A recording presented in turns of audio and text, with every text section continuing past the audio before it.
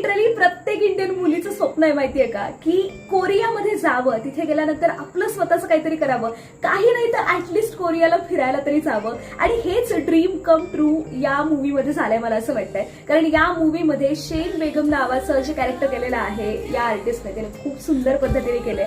पण त्याहीपेक्षा जास्त, सगळ्यात जास्त मला त्या फिल्ममध्ये कोणी आवडली असेल ना, तर ती ग्रॅनी.